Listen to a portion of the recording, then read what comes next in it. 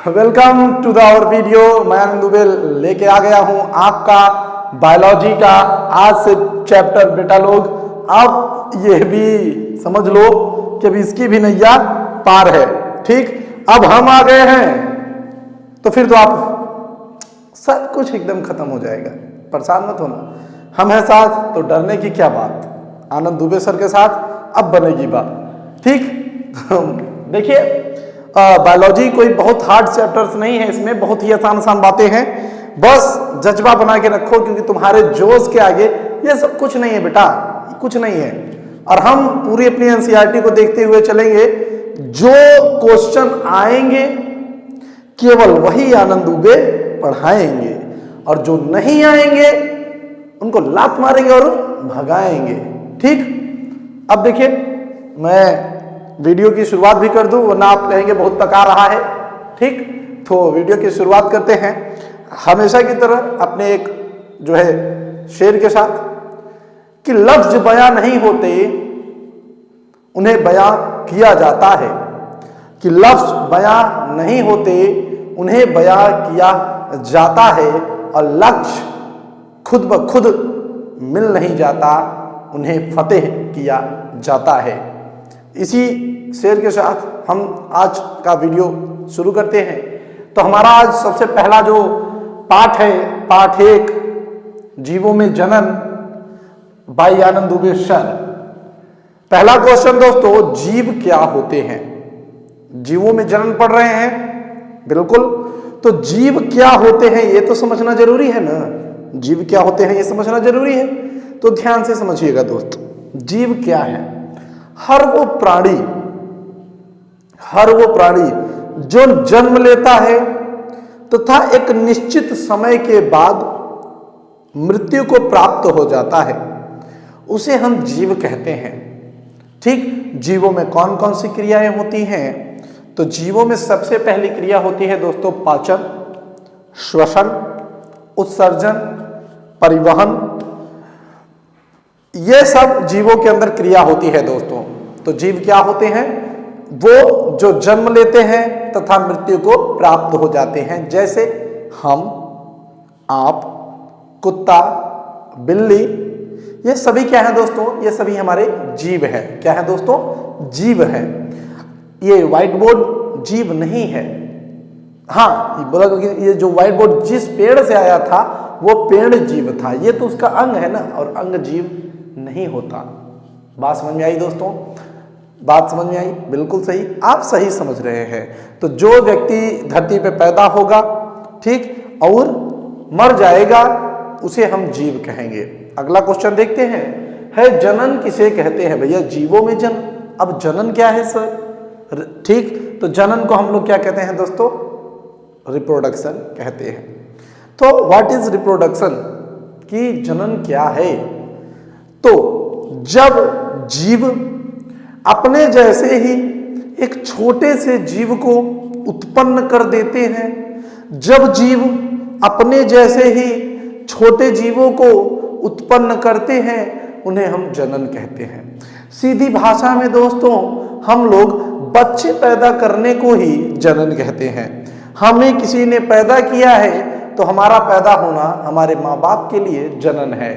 ठीक, इसी तरीके से कुत्ते, बड़े बड़े कुत्ते एक छोटे छोटे पिल्लों को जन्म देते हैं तो इसे हम लोग जनन कहते हैं। बात समझ में आई दोस्तों? अगर ना समझ में आया हो तो कुछ यूँ समझिए, जैसे ये मार्कर, इस मार्कर को मान लेते हैं ये मार्कर एक व्यक्ति है।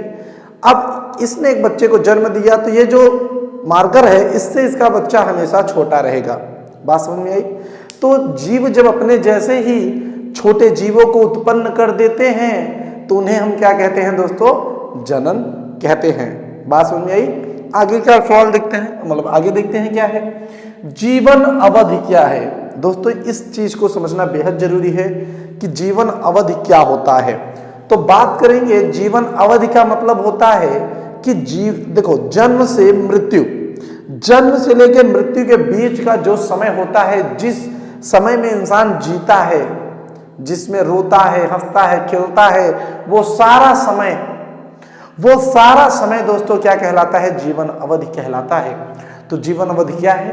अगर आप लिख रहे हैं तो आपके लिए बोल रहा हूं कि जो जन्म लेने से मृत्यु तक के बीच की अवधि यानी बीच तक का समय जीवन अवधि कहलाता है। बिल्कुल सही दोस्त, जैसे हम लोग पैदा हुए हैं, अभी हम लोगों का जीवन अवधि चल रहा है, कहेंगे भैया कितना अवधि तक जिए वो, ठीक, तो भैया बताएंगे भैया 50 साल अवधि तक जिए, 15 साल जिए, जो भी उनके अवधि हो। अब सबकी जीवन अवधि अलग अलग होती है, आप इस बात को जानते हैं। जैसे कुत्ते केवल 20 साल जी लेते हैं, मच्छर बेचारा एक ही दिन में जवान होता है, बच्चे देता है, मर हो जाता है। इंसान लगभग 100 वर्ष, 100 नहीं जी पाते हैं, अब कहाँ 100 तक जीत रहे हैं, जी लेते हैं, नहीं 80 तक, कोई लफड़ा पाल के रखा है 100 साल तक का, बाकी सब निपट ही जाते हैं। आगे देखिए, जैसे कि आप देख लीजिए बरगद का पेड़ 200 साल 400 साल जी रहा है, सिकोया का 2000 साल जी रहा है। बाकी आप टेबल्स देख रहे हैं, इनमें हमारे बगल सभी जीवों के जितने एज हैं सब आ रहे हैं, तो इतने एज हैं। इसी तरीके से सबका अपना अपना एज होता है, फूलों का अलग होता है, ठीक। तो इनकी एज का भी आपको नोट्स बनाना है, तो हमारे बगल में आप देख रहे हैं, खूब बढ़िया जो है आपको सभी के एज बताए जा रहे हैं। अब आगे चलते हैं, ठीक, चलिए आगे देखते हैं। दिया है कोशिका के विषय में, कोशिका यानी सेल, कोशिका को क्या कहते हैं, सेल कहते हैं दोस्तों। शरीर की सबसे छोटी इकाई होती है, शरीर की सबसे छोटी इकाई क्या होती है, सेल होती है। अब सेल क्या है, देखिए मैं आपको एकदम सरल एग्जांपल से समझा दूं कि जैसे दोस्तों मिट्टी के कणों से ईंट का निर्माण होता है, ईंट के निर्माण से दीवार का निर्माण होता है, और दीवार के निर्माण से एक कमरे का निर्माण होता है, और कई कमरों से एक सुंदर से मकान का निर्माण होता है। तो जो मिट्टी का कण है दोस्तों, वो हमारे शरीर के अंदर उसका महत्व कोशिका जितना है। जो वो ईंट है दोस्तों, वो ईंट का महत्व ऊतक जितना है, और जितने ऊतक का महत्व दीवार जितना क्या होगा, हमारा ग्रंथि होगा, और फिर कमरे जितना क्या होगा, अंग होंगे, और अंगों से जुड़ के क्या बना है, शरीर। तो सबसे पहले सेल, सेल से मिलकर बना ऊतक, ऊतकों से मिलकर बना ग्रंथि, ग्रंथि से मिलकर बना अंग, और अंग से मिलकर बना एक संपूर्ण शरीर। तो मानव शरीर इसी तरीके से बना हुआ है। तो कोशिका शरीर की वो सबसे अल्पतम छोटी इकाई है, जिसकी पुनरावृत्ति होते होते हमारे जो है ऊतक बन जाते हैं, टिश्यूज जिन्हें हम कहते हैं, ग्लैंड माने आपकी ग्रंथियां होती हैं, ठीक, और आपके ह्यूमन बॉडी के अंदर जितने भी पार्ट हैं उन्हें अंग हम कह देते हैं, ठीक। तो शरीर की सबसे छोटी इकाई क्या होती है, हमारी सेल होती है। इसका अध्ययन साइटोलॉजी कहलाता है। तो इसके विषय में जब हम पढ़ना शुरू करते हैं, तो जिस तरीके से अभी हम लोग बायोलॉजी पढ़ रहे हैं, जैव विज्ञान पढ़ रहे हैं, तो उसे हम बायोलॉजी कहेंगे। लेकिन जब बायोलॉजी के अंदर हम लोग इसके ही विषय में केवल पढ़ेंगे कि सेल क्या होता है, माइटोकॉन्ड्रिया क्या होता है, अलाना फलाना ढिमका, ये सब पढ़ेंगे जब, तो इसे हम लोग क्या कहेंगे, साइटोलॉजी कहेंगे। बात समझ में आई। अगला देखिए, अगला है सेल, लैटिन शब्द से बना हुआ है, एक लैटिन वर्ड है ये, ठीक, क्योंकि भैया जो इसका नाम रखा होगा वो लैटिन ही रहा होगा, लैटिन का वैज्ञानिक रहा होगा, इसी वजह से इसका नाम लैटिन में रखा हुआ है। आगे देखिए, जिसका अर्थ है सेलुला यानी छोटा कमरा। तो इसका जो भी नाम है उसका अर्थ होता है सेलुला, यानी सेलुला, सेल, सेलुला, समझ रहे हैं कहीं पे डिफरेंट। जैसे अंग्रेजी के अंदर हम लोग देखते हैं बिहेवियर और कैरेक्टर, ये दो ऐसे हैं। जैसे कैरेक्टर को आप अगर हमारे हिंदी भाषा में पढ़ें तो वो बनता है चैरेटर, यानी चरित्र, चरित्र कहते हैं ना। तो चरित्र को उठा के कैरेक्टर बनाया गया है, संस्कृत से लिया गया सेम वर्ड है। इसी तरीके से बिहेवियर, ठीक, तो बिहेवियर को अगर हम लोग पढ़ें तो वो व्यवहार के नाम से आता है। तो संस्कृत से व्यवहार वर्ड को उठा के बिहेवियर बना दिया गया है। बात समझ में आ रहा है। सेम उसी तरीके से दोस्तों सेलुला नामक वर्ड से यहाँ पे सेल का निर्माण किया गया है, जिसका अर्थ होता है एक छोटा कमरा। बात समझ में आई दोस्तों। अब आगे देखिए, ये सेल कितने टाइप, मतलब सेल के हिसाब से कितने प्रकार के जीव होते हैं। तो एक होता है एक कोश के जीव, ठीक, एक कोश के जीव, जिन जीवों के अंदर केवल एक कोशिका हो, केवल एक कोशिका हो, इससे ज्यादा हो ही ना, केवल एक सेल हो, एक सेल में ही उसका पूरा शरीर बन गया हो। और याद रखना, एक कोश के जीवों को हम नग्न आंखों से देख भी नहीं सकते हैं, ये बात भी आपको याद रखने योग्य है कि हम इन्हें नग्न आंखों से नहीं देख सकते हैं, हम इनको माइक्रोस्कोप से देख सकते हैं। ठीक, तो केवल एक कोशिका से बना हुआ जीव एक कोशिकीय जीव कहलाता है, जैसे अमीबा, पैरामीशियम आदि। ठीक दोस्तों, जैसे अमीबा, पैरामीशियम आदि। अब देखिए यहाँ पे आप देख रहे हैं बहुकोशिकीय जीवों को। तो बहुकोशिकीय जीव जिन जीवों में दोस्तों, जिन जीवों में बहुत सी कोशिकाएं पाई जाती हैं, जैसे हम हैं, हमारे अंदर बहुत सी कोशिका है, इतने हाथे में मार कोशिका भरी है, खोपड़िया में मार कोशिका भरी है, पेटवा में मार कोशिका भरी हुई है, मतलब हर जगह पे कोशिकाएं भरी हुई है। तो हम तो बहुत कोशिकीय जीव हैं और हम नग्न आंखों से भी देखे जा सकते हैं। तुम देख रहे हो ना मुझे भैया? अगर नहीं दिख रहे हो तो बताओ, सूक्ष्मदर्शी दूं तुम्हें। ठीक हाँ, तो देखो जो बहुकोशिकीय जीव होते हैं दोस्त, तो वो नग्न आंखों से भी देखते हैं, जैसे आम का पेड़। अब देखिए, आम का पेड़ एक बहुकोशिकीय जीव है, इस बात को ध्यान से याद रखिएगा। ठीक दोस्तों, मनुष्य, कुत्ता आदि ये। अब सबसे पहली बात, अब भैया इतनी बात हो गई तो इसके खोज के विषय में भी बात की जाए तो इसका खोज रॉबर्ट हुक जी ने किया था। कौन किया था? Robert Hooke. उन्होंने 1665 ईस्वी में इसका खोज किया था। मजे वाली बात यह थी कि जिस कोशिका का इन्होंने खोज किया था वो कोशिका मरी हुई थी। ठीक दोस्तों, तो जो खोज हुई थी रॉबर्ट हुक जी ने किया था, मरी हुई कोशिका का खोज कर लिया था। ठीक दोस्तों, अब देखिए अगला नंबर, सबसे पहली खोज क्या इन्होंने ही खोजी थी, बात याद रखिएगा। अगला देखिए, अब कितने प्रकार की कोशिकाएं होती हैं, द टाइप्स ऑफ सेल्स। तो इसके विषय में बात करें तो पहला आता है प्रोकैरियोटिक और दूसरा आता है यूकैरियोटिक। तो पहला क्या होता है? प्रोकैरियोटिक। ठीक, तो प्रोकैरियोटिक में क्या होता है? बिना केंद्रक झिल्ली के, जिसमें केंद्रक झिल्ली ही नहीं होती दोस्तों। केंद्रक झिल्ली, अगर आप बायो पढ़ रहे हैं तो केंद्रक आपको पता होना चाहिए, जिसमें जीव द्रव्य होता है, जीव द्रव्य के अंदर केंद्रक होता है दोस्तों। इसको आपको समझना तो बिल्कुल चाहिए। भैया बायोलॉजी पढ़ रहे हैं तो भाई आता तो होगा ही, इतना तो मूर्ख नहीं होंगे। अगर है तो बहुत अच्छी बात है, आपके ही जैसे लोग हमें चाहिए। धरती कहाँ से भाई भारी होगी? हाँ, कहाँ से भारी होगी? तो भैया देखो, बिना केंद्रक झिल्ली के जितने भी होते हैं वो क्या होते हैं? प्रोकैरियोटिक। और ये हरे नीले शैवालों में पाए जाते हैं। कहाँ पाए जाते हैं? हरे नीले शैवालों में पाए जाते हैं। शैवाल कितने टाइप के होते हैं? तो शैवाल होते हैं हमारे 3 टाइप के। पहले होते हैं टेरिडोफाइट, दूसरे होते हैं ब्रायोफाइट और तीसरे होते हैं थैलाफाइट। सबसे पहला क्या होता है? ब्रायोफाइट। ये 3 प्रकार के होते हैं दोस्तों, ब्रायोफाइट, थैलाफाइट और टेरिडोफाइट। तो सबसे पुराने आपके जो है टेरिडोफाइट हैं। अब थैलाफाइट समूह से एक हमें बहुत ही जरूरी इंडिकेटर बनता है, जिसको हम लोग कहते हैं लिचेन नामक पौधे से हमारा एक सूचक बनता है, जिसे हम कहते हैं लिटमस पेपर। थैलाफाइट समूह के लिचेन नामक पौधे से क्या बनता है दोस्तों? हमारा लिटमस पेपर बनता है। इस बात को याद रखिएगा। तो हरे नीले शैवालों में बिना केंद्रक झिल्ली के जो पाए जाते हैं उन्हें हम प्रोकैरियोटिक सेल कहते हैं। ठीक दोस्तों, अब अगला नंबर आता है यूकैरियोटिक सेल। तो यूकैरियोटिक सेल क्या होते हैं? देखिए, इन कोशिकाओं में दोहरी झिल्ली होती है, अर्थात केंद्रक साफ साफ दिखाई देता रहता है। इन कोशिकाओं में दोहरी झिल्ली होती है, अर्थात केंद्रक साफ साफ दिखाई देता रहता है दोस्तों। तो पौधे एवं जंतु आदि के अंदर ये कोशिकाएं पाई जाती हैं। बात समझ में आ रही है? एकदम आसानी तरीके से पढ़ेंगे और सारी चीजों को हम क्लियर करेंगे। अब देखिए, जीवों में जनन के प्रकार क्या होते हैं, इनको समझ लेते हैं, उसके बाद हम और आगे बातें करेंगे। तो जीवों में जन्म 2 प्रकार से होता है। पहला होता है अलैंगिक जनन, जिसे हम कहते हैं असेक्सुअल रिप्रोडक्शन। क्या कहते हैं दोस्तों? असेक्सुअल रिप्रोडक्शन, जिसमें बिना सेक्स किए दोस्तों बच्चे पैदा कर दिए जाते हैं, उन्हें हम असेक्सुअल रिप्रोडक्शन यानी अलैंगिक जनन कहते हैं।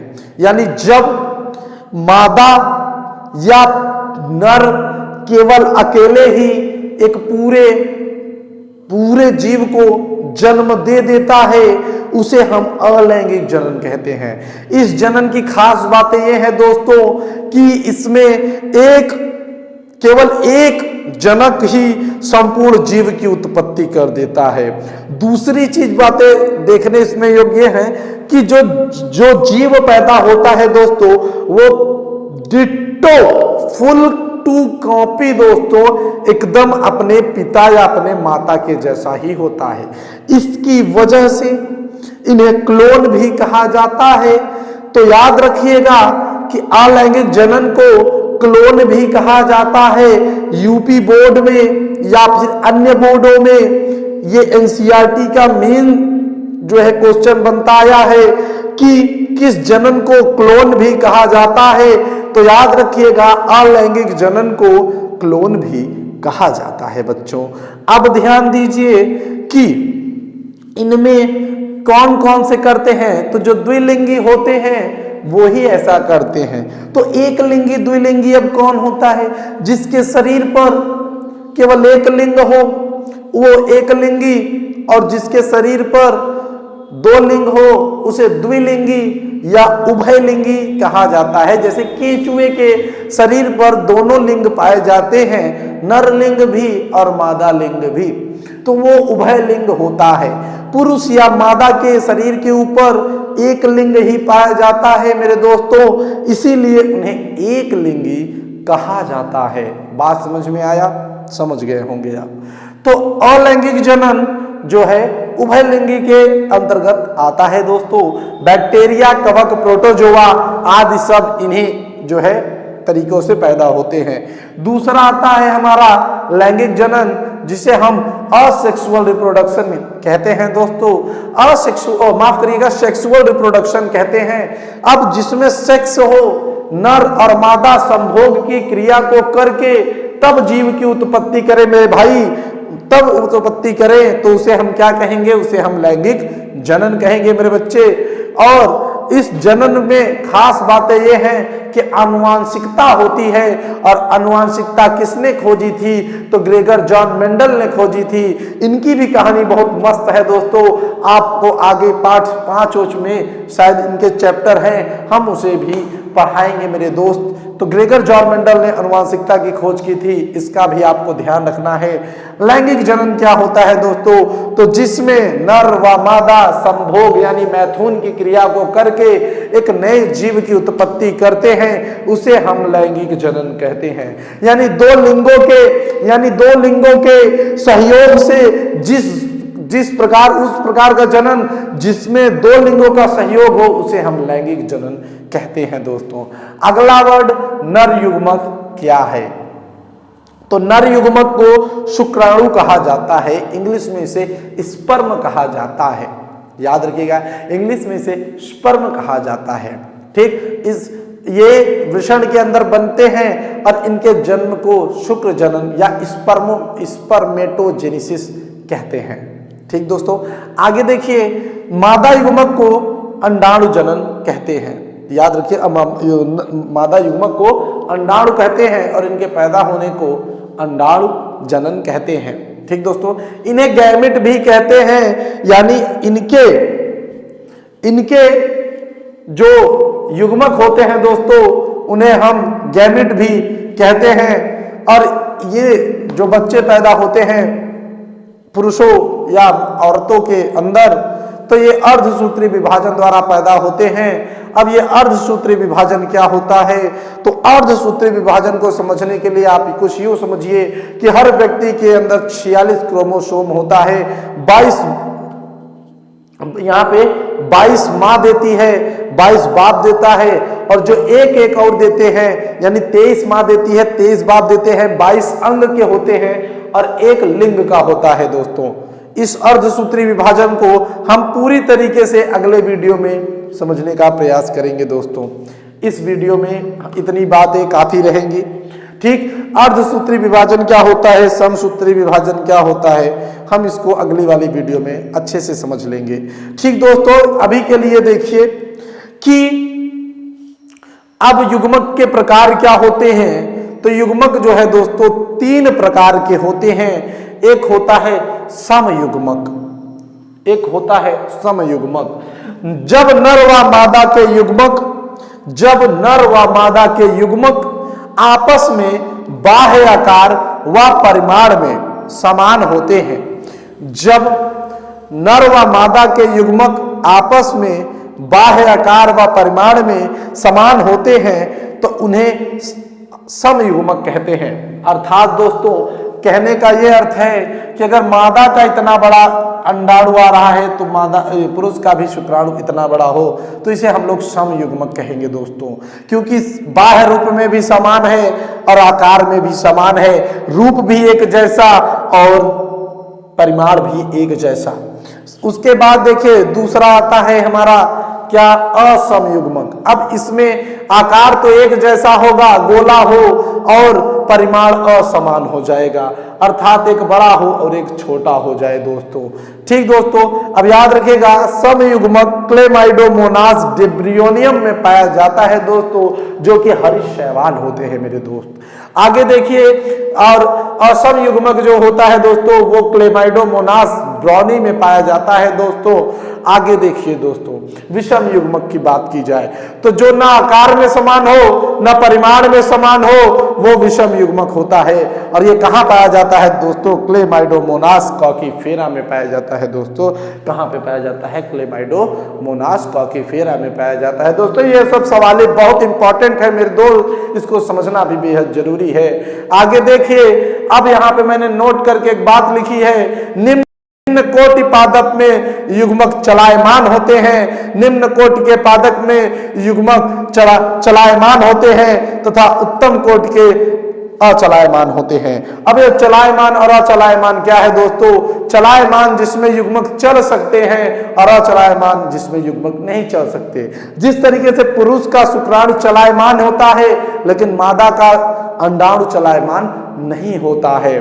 तो दोस्तों आज के इस वीडियो में हम इतने ही साथ के लिए साथ थे, बस इतना ही संग था हमारा तुम्हारा। फिर मिलेंगे दूसरी वीडियो में, मजा आएगा। तब तक के लिए जय हिंद, जय भारत।